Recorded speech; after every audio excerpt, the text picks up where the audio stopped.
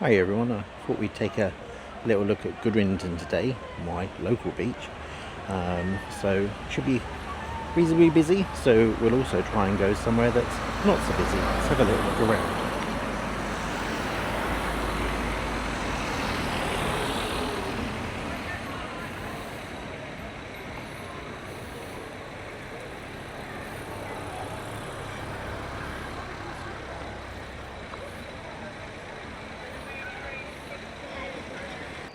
So this is the view looking at North Sands. So North Sands is actually dog friendly all year round. And then just round to the side a little bit, it's the larger South Sands beach. Can't take a dog on at this time of year. A bit further around, somewhere a bit quieter, which we'll head to in a minute. On the beach now, just needing to be super respectful. Lots of families down here, it's family beach. So just bearing that in mind, we just have a quick sweep round. You see all the lovely doggies out and playing about.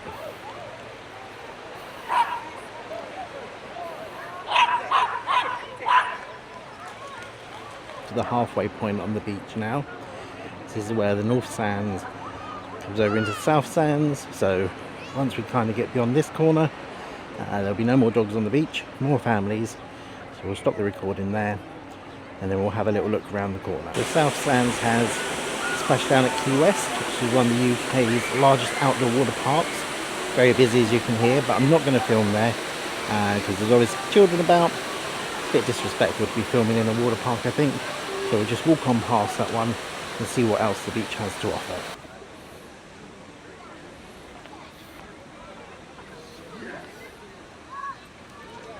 Here we are, other end of the beach, much quieter, less families up this end as you get further away from the facilities. And then if we just pan around, see the tides right out, giving us a lovely panoramic view all the way around to Brixham. It's just over there, just around that other little bit of rock sticking out is where we'll be headed. Final view looking down to the beach, and where we're actually going to go is around here, up under this railway bridge. So it's the steam engines that run across this railway. We don't have any modern engines down in this part of South Devon, really. We always love to see the steam engines come in. And we're going to head up these steps here. Just go along the coast path a little bit. If you do think about coming this way, just be aware it is quite steep in places. You can see by the hill up ahead what I mean by steep in places. This is where it really turns up onto the headland, which we're going to cross, and then we're going to go down to one of the two beaches that make up three beaches. You see the view back down onto the South and North Sands, and you can clearly make out the water park in the distance there. Very busy today. Heated water, so even if it's chilly, always good for a day out. We've climbed the hill, and now the path starts to tip back down slightly. Just in the distance over there, you can see all the boats moored up in Broad Sands, which is kind of the next main beach really round, at least the next beach that has facilities, because there are lots of places you can stop on the way, but you just need to be aware that the facilities around here are normally only at the main beaches. Just a little bit of information about how the English Riviera, as the area is known, is actually a UNESCO Global Geopark, and that's due to some of the rock formations that we have here. It's actually some really interesting lava flows around the corner, and Sugarloaf that I showed you the other day is the stump of a long extinct volcano, so lots of past activity in this area. And when you get to this point, you can see we now have a sign that's pointing down to Oyster Cove or Salton Cove, which are the two beaches we're going to explore.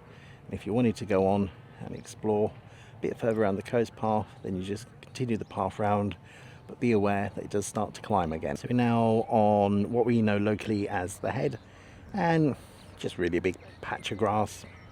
Good place to come and watch the aeroplane show when that's on, or when they come down you can see the fireworks just about in Paignton when they're on, but only really the ones that are right up in the sky. But it's still a good viewing spot, and we're just going to cross straight across this field down towards Oyster Cove. Get across the field, see there's a gap in the hedge almost. That's where we're heading, and we'll just take a little look down on Oyster Cove, which is just down these steps here. Very much a locals beach. As I say, there's no facilities here, so you do just tend to get locals coming down, just looking for a quiet spot to just do a little bit of sunbathing. So what I've done there is head to the right hand side of the beach. We have this big rocky outcrop that at low tide means that you can actually easily get all the way around to Salton Cove, which is the next beach, which is the next one along. It's just coming into view now, just over here. But you must always be careful. Local tide times, make sure you know them, make sure you know your path out. Things go a little bit wrong. Actually, the tide has already turned, so as you can see, there's no way around Salton Cove.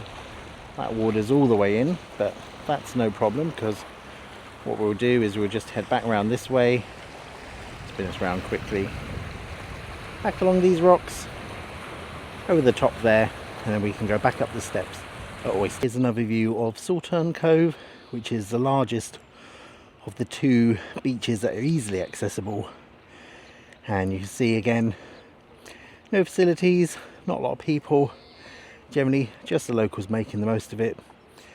Accessible via reasonably steep sloping some steps just in the top corner of the field we just crossed. So that will wrap up our video and our little exploration of the beaches that are easily accessible around Goodrington. So we have the North and South Sands, lots of facilities, the water park, crazy golf, the swans, lots of things for families to do. And then if you want to get away to somewhere quieter, come up to this end, pop down to Salton Cove or Oyster Cove, just soak in the views and the sunshine, but remember there's no facilities here.